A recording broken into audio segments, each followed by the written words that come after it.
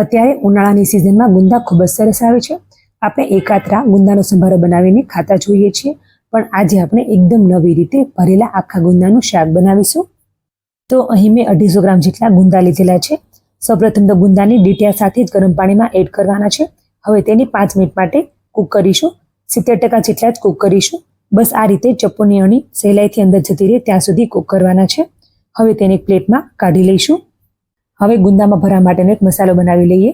તો મિક્સી જારમાં ફાફડી ગાંઠિયા, મગફળીના દાણા, લીલું મરચું અને 2 થી 3 આદુના ટુકડા નાખીને દરદરું પીસી લઈશું.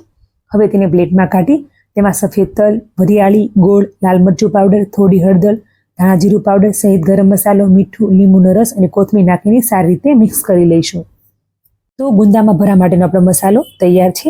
હવે આપણે જે ગુંદા બાફ્યા હતા તેનું ઉપરનું ડીટીયું નીકાળી લઈશું. એકદમ આસાનીથી નીકળી જશે અને અંદરથી બીજ પણ નીકાળી લઈશું.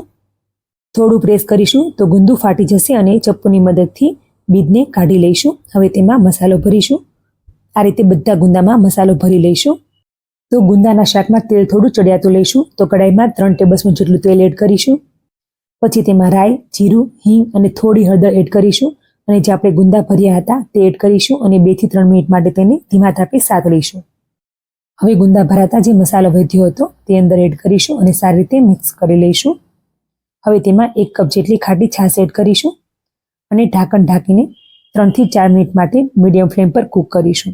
તો આપણું ગરમા ગરમ ભરેલા આખા ગુંદાનું શાક તૈયાર છે. રોટલી સાથે ખૂબ જ સરસ લાગે છે. એકવાર જરૂરથી ટ્રાય કરજો. ઘરમાં બાળકોથી માંડીને મોટાને બધાને ખૂબ જ પસંદ આવશે. Enjoy. Follow for more recipes.